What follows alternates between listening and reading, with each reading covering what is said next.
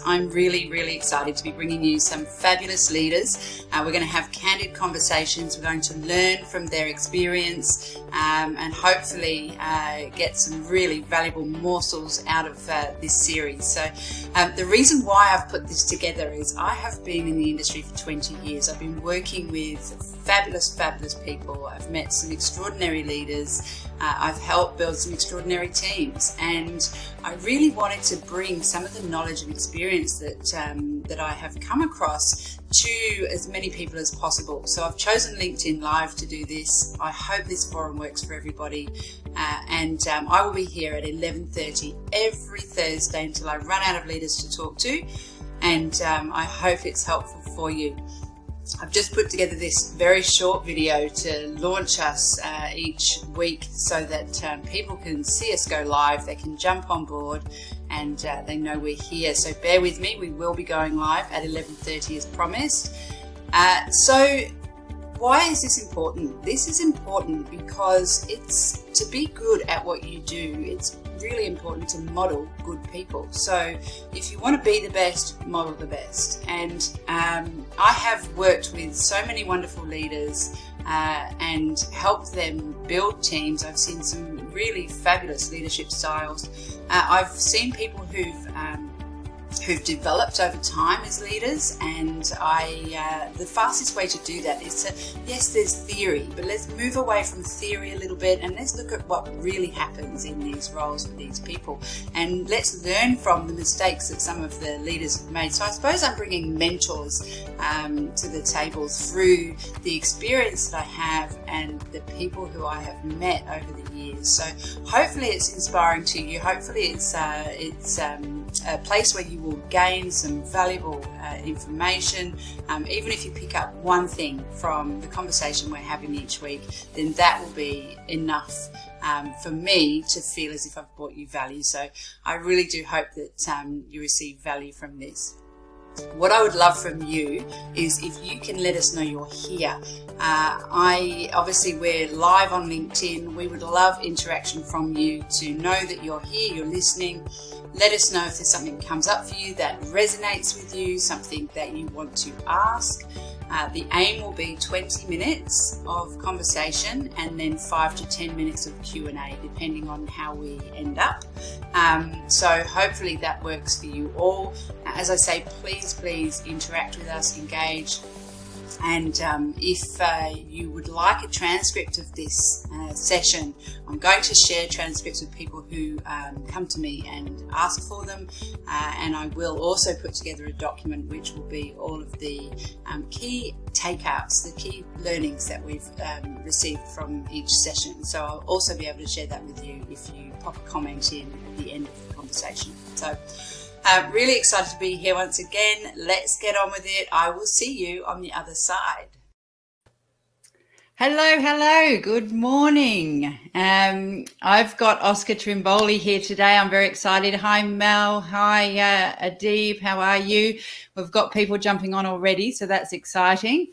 And we are live. So good morning, Oscar. How are you? Yeah, I'm really excited to be listening to your questions today, Rebecca. I'm excited about what we can contribute to everybody who's taken the time to come here and listen, and hopefully together we'll explore and discover something together. Absolutely. Now I'm just going to do a quick intro for you so people know where you come from. So, and I'm going to read that. So excuse me for looking away. So Oscar is on a quest to create 100 million deep listeners around the world, which is a phenomenal purpose to have and mission to be on. He's an author and host of an award-winning Apple podcast, which is Deep Listening, and a sought-after keynote speaker. We're very lucky to have him here to talk to us today. Very passionate about using the gift of listening to bring positive change in homes, workplaces, and around the world. And through his work with chairs, boards, and directors of executive teams in local, regional, and global organizations, Oscar's experienced firsthand the transformational impact leaders and organizations can have when they listen beyond words. So I'm hoping today we get to talk a little bit about the concept of listening. And I know we're going to talk about, the possibilities and opportunities that this new this new world, for want of a better description, is bringing to us. Oscar actually had a background with Microsoft for many years as well, so has been in leadership roles for many years and can share his insights and experience in terms of bringing people into the business, optimizing people in the business, and some of the challenges, I suppose, and lessons that he's learned along the way. So welcome again, Oscar. Thank you so much for taking time out for us today. I would love to jump in and ask you my favorite question, which is, how did you get into leadership in the first place? What did it find you? Did you find it? Were you some people just land in leadership. Tell us about your experience. Look, I think I was lucky because for me, leadership's about your ability to influence somebody else. I don't think of it as a title. And for me, early on at school, in sporting teams, I was in leadership roles, whether that was on the sporting field or in the school community itself. And I had great role models around me, my sporting teachers, my school teachers, my parents, and an extended community of aunties and uncles. And I think from that point on, I probably was a voracious reader, as my dad is. He loves history, and I just consumed a lot of books around leadership at a very young age. I was reading books around leadership at the age of 16, 17 and 18. And so for me, when I came into the workplace, I was confused by the workplace definition of leadership because it seemed to be about title, status and position. And there were people that I worked for early on in my career. I was really lucky. My first 3 managers were all women. And I think that's why I have a very different approach when it comes to leading in the workplace. They asked questions in a really different way. They led really from curiosity. They didn't have a fixed position. And what they did were they were very encouraging for me to focus on what I was doing well rather than fixing things that were broken. And then as my career emerged and I worked for what I would call managers, all they're trying to do is fix me and tell me what I was doing wrong and correcting me and trying to follow a formula, to be honest. And that got very frustrating. So I think it was great to see what good leadership looks like. It was good to see what leadership was that wasn't effective for me as well. And I think the difference between the leaders and the managers is the leaders adjusted their style to get the best out of me, whereas the managers just had a fixed approach, and you adjust something in their cookie cutter to be fixed up. Yeah, no, it sounds like you had a really, you landed on your feet in terms of how you entered into leadership with those women. And I love the concept of having, seeing leaders in your life as the role models around you. And you're lucky to have good role models. Unfortunately, some people have to sort of go seek that out. But, and I love the concept of leadership not being a title, and just, being something that you do. Versus something that you are. So yeah, that's fantastic. And so you've talked about. Sorry, I'm just checking on my questions here. So when we were talking the other day, we were talking about leadership. We were talking about the way you brought people through and sort of what you look for. You mentioned that good leaders were also good followers. Or the other way around. And so can you elaborate on what you meant by that? I think the leadership baton passes in business, not just when people get promoted, but at different parts of the project, at different parts of the life cycle of a business, at different parts of a sales cycle, at different parts of a marketing campaign, at different parts of product development. And I think a skillful, nuanced leader knows when to step forward and when to lead from behind. I think you had Carl and Jonathan mentioning both consistently that leaders know how to move back and forward in terms of their presence. So for me, one of my biggest frustrations in Microsoft was the graduate recruitment program, that I would go every year to universities and stand on stands at universities to get the best and the brightest working for Microsoft. And we were getting second and third round picks. And by the second year this happened, I went to my managing director, to Tracy, and said, this is broken. I'm going to come back with a plan in a month to fix it. And I'm going to make a presentation to the executive team. And all I did was I put together the current graduates and past graduates, and there were even graduates who had joined and left because the promise wasn't fulfilled. And I said to them, what would a great graduate program be? And I said, the goal for us in next year's graduate program is we get line of sight to the talent 5 months before graduate recruiting commences, and we get first round picks. We are the first round pick for everybody. And with that very simple objective in place, this team came together, youngsters, 21, 22, 23-year-old people, that built a program that got taken throughout 26 Microsoft subsidiaries around the world. And honestly, Rebecca, my job was to get out of their way. My job wasn't to constrain their idea, because what they came up with was completely different to what I came up with. And I think in that case, my role was to set a clear example of what success looks like, and then just get the hell out of their way and become a follower rather than a leader. Yeah, yeah.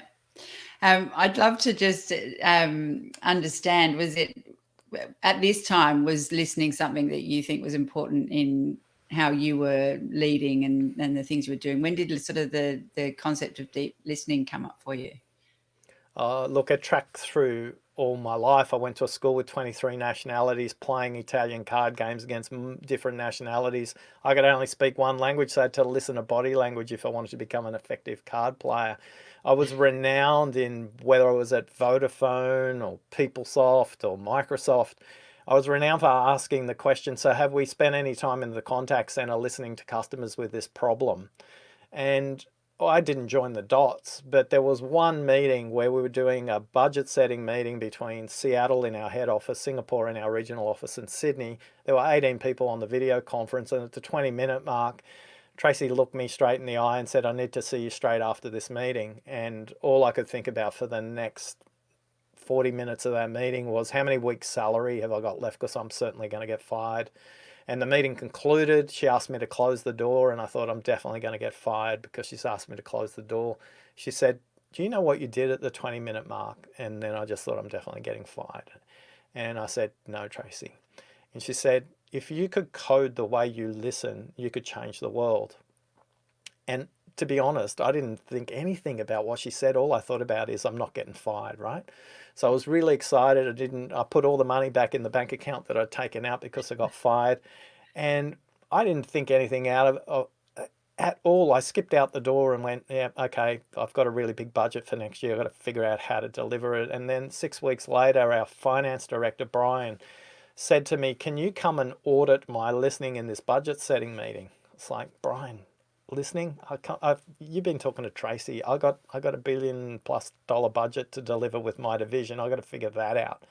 He says, would it make it simpler, Oscar, if I told you were coming to the meeting? And I went, okay. I guess the answer is yes, Brian. And for the first time in my life, I had to code audit Brian in how I listen. So that's where the listening kind of came from. But it's not because I thought it up. As someone else listened to me and told me to write it in software. Yeah, right. That's amazing. And so, and I mean, even just what you described is how you went about changing up the program, the graduate program, that, you know, you immediately went to listening. So let's listen to the people who are actually on the other end of it.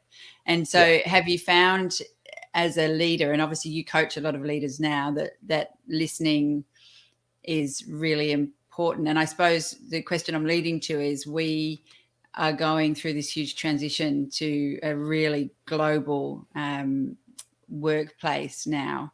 Even though some of us had already been on that, now it's real. How do you think, for leadership, listening will play out in that shift?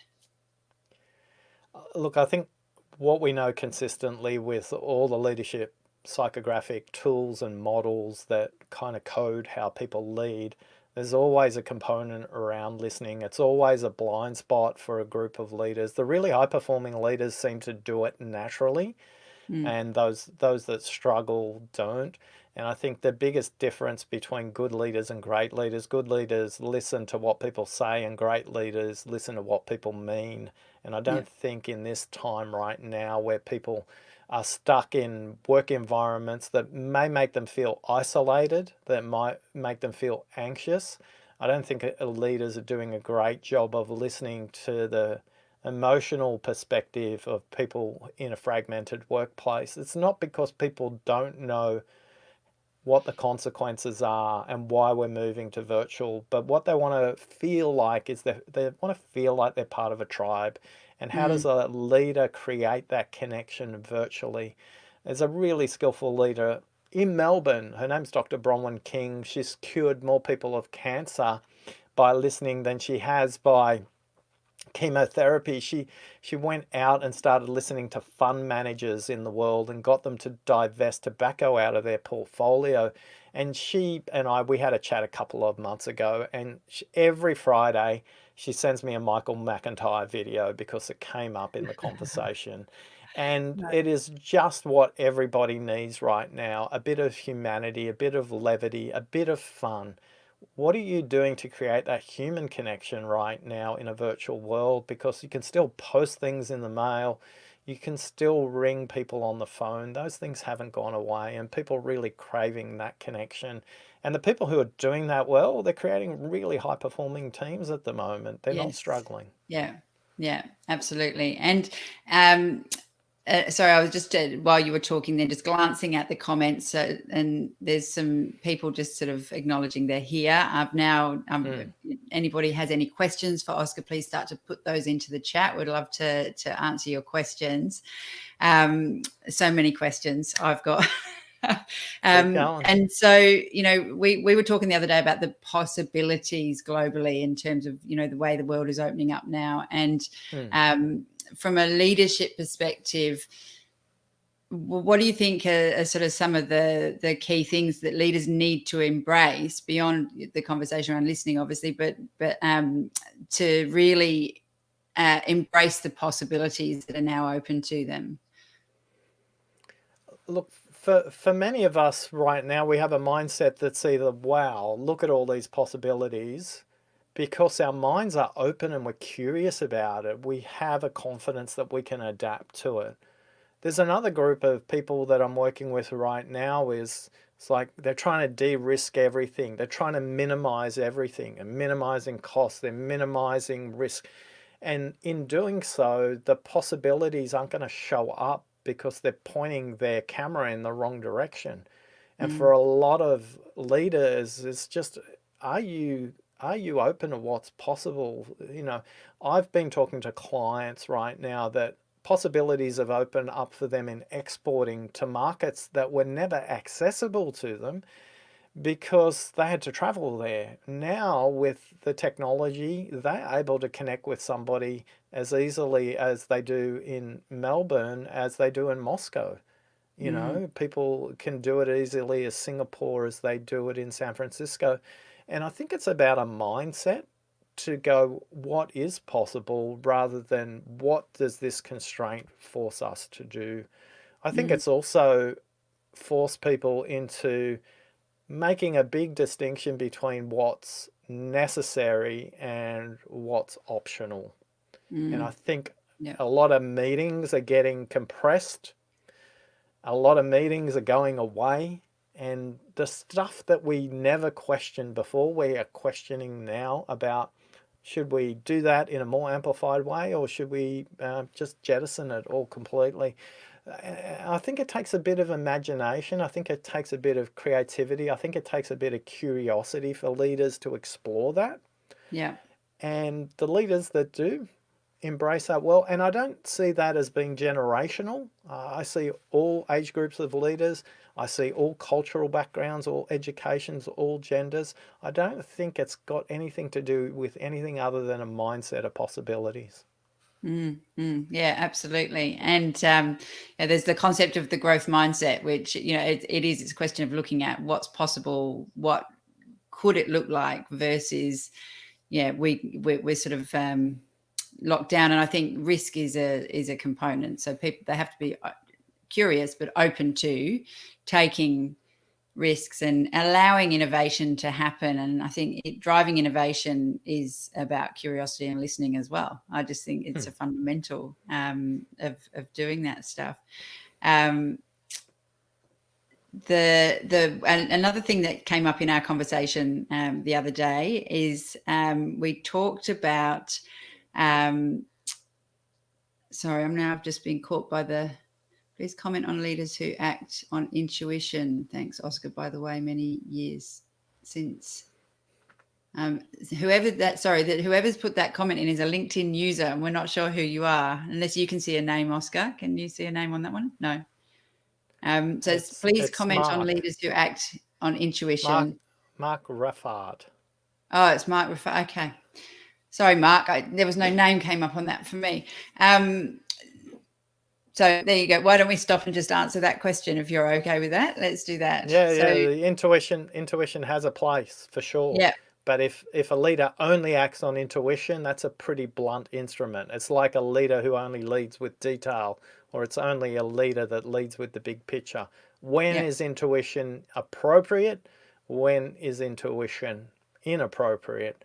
I think too many of the leaders I work with second guess their intuition and try and overlay too much rational. One of the questions my clients say is always the favorite is, what's your gut telling you? And when has your gut been wrong? But most people don't actually take the time to do that. They don't create the space to listen to their gut.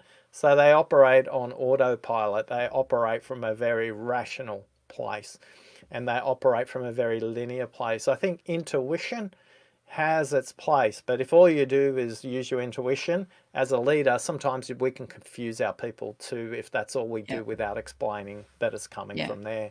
Hopefully that helps you out, Mark. Yeah, I also think that intuition often comes, it's something that's built over time via experience and via making sort of conscious choices and analyzing and all those things. And you build up this intuition because it's what you know.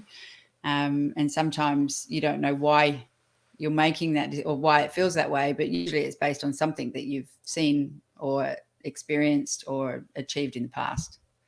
I think a good experience base will help you become more confident in trusting your intuition, your gut feel. That's certainly true. And I think that's a function not just of age, but of experience. I think you can be a really experienced leader in your 20s because you've experienced leadership in multiple contexts, not just the workplace.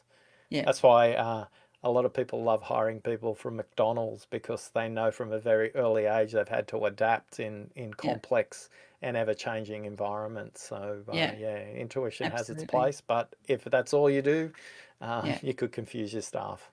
Yeah, absolutely. Yanis has said intuition is an Eastern process of thinking. Westerns tend to be more analytical in their leadership style. I think Oscar's right. It's got to be a blend, and we can take a lot from Eastern thinking and experience as well, I think, and a lot of spiritual environments like Buddhism and so forth. There's some great stuff there. I'm going to jump back to Mike. I've got one more question that I really wanted to ask you today, or two more, sorry. So I loved something you said to me when we spoke last, and that was that you said that you listen to people's passion and not just who they are now. So when it comes to bringing people into a business, you talked about how that really broadens the scope of the people that you bring in, which I think adds to innovation, the potential for innovation. So I'd love you to just sort of talk to us about that. Yeah, I always read the resumes from the bottom up. I want to know what their hobbies and the passions are first. And I always ask people, it's like, how is this role like cooking? How is this role like music? How is this role like surfing? How is this role like triathlons?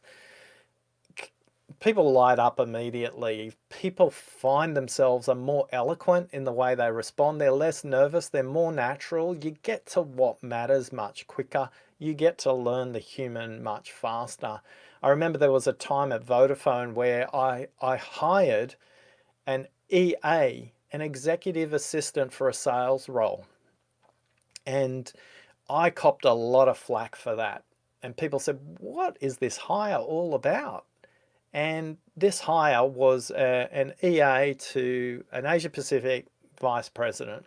And I called on them regularly, and I was chatting to them one day and just mentioned, we're looking to hire people. And they said they'd love to have the opportunity to apply. And I said, okay, Craig, I'd be really open to that possibility. Why don't we set up some time for a chat? Now, Craig had had a number of roles, but what his expertise was as an exec EA to an Asia Pacific VP, he did awesome chit chat with senior executives.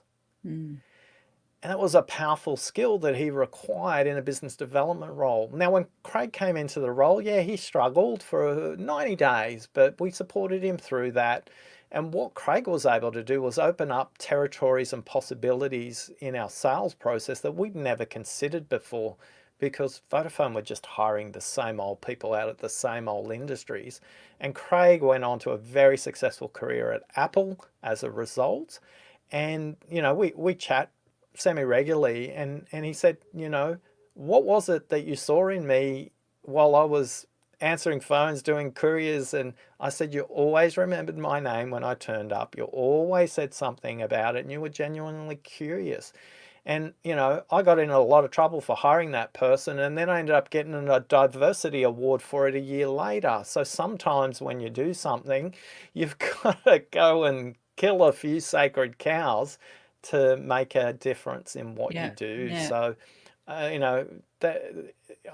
remember hiring someone at Microsoft who was a cellist, and I asked her to explain the maths of a cello to me and how it connected with artificial intelligence. Oh my God, you got the most beautiful explanation. She got up on the whiteboard and drew sine curves and all this I couldn't understand any of it. All I could see was this bursting passion, because I was connecting music and the mathematical construct of music with artificial intelligence. And they've gone on to a huge career. They're in Microsoft head office now, running a big division of the AI group now. Yeah, fantastic. And so bringing people from different backgrounds, really, I think that's another element of diversity, isn't it? And adds, did you find it really adds to innovation in the business as well? Is it something that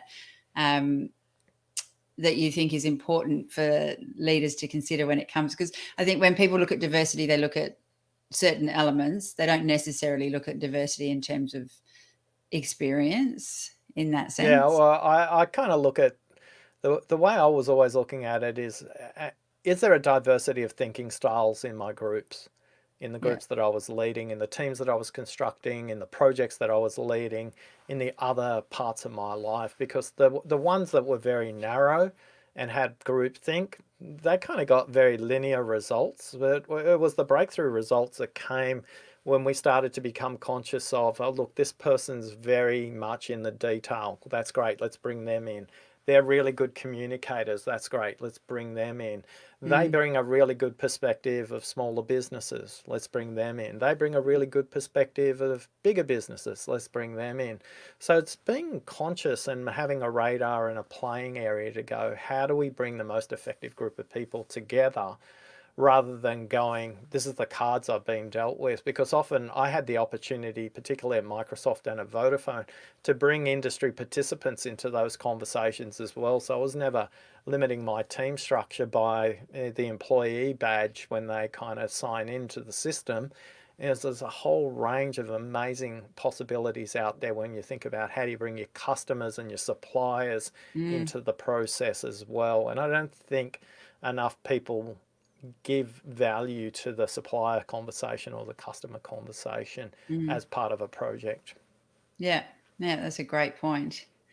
Yeah, I'm just conscious of time. It's 5 to 12 already. See how time flies. Christian's asked a question. He's hi, Christian.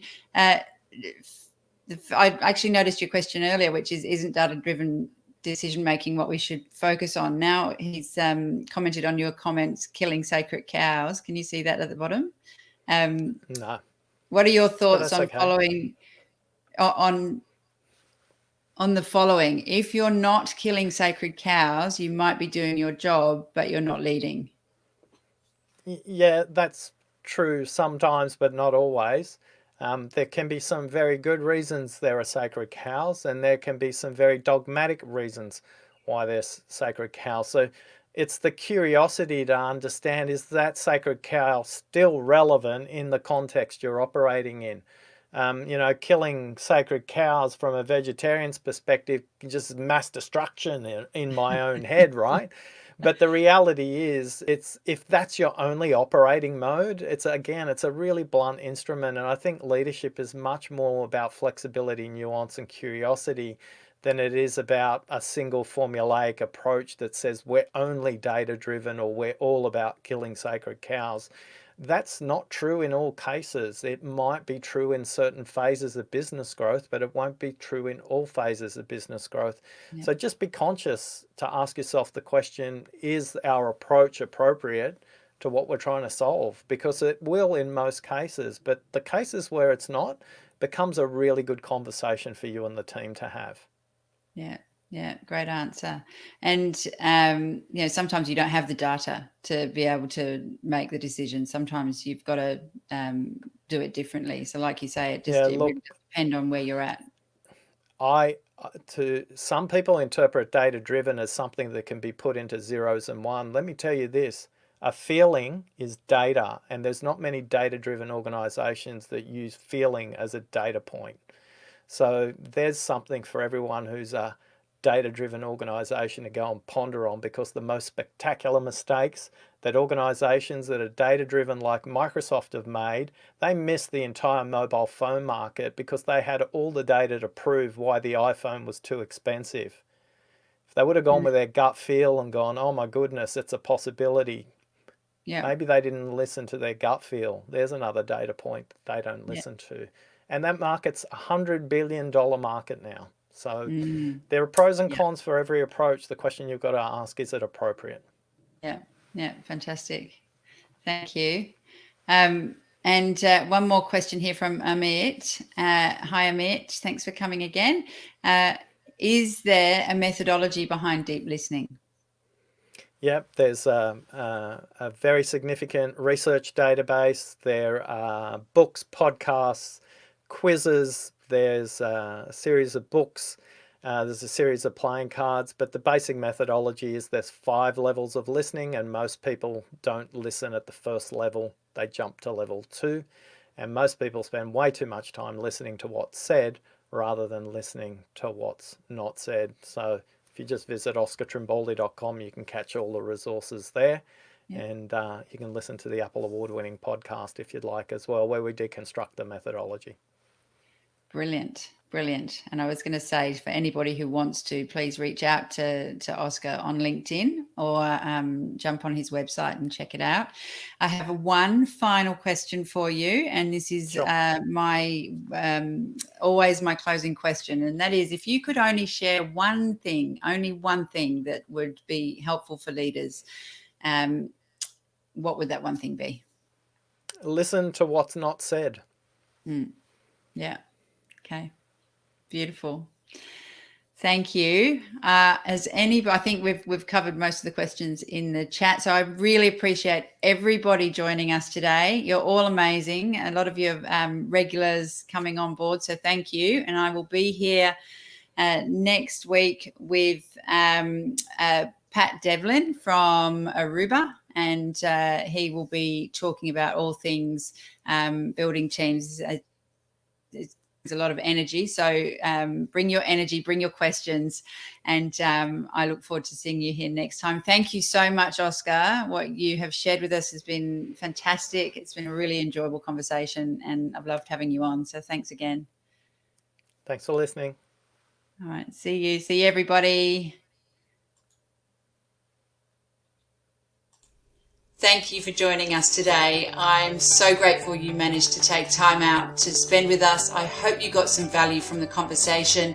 And just a reminder, I will be here every Thursday at 11:30 talking to another fabulous leader and bringing you more great morsels and value and mentoring. So please do join me.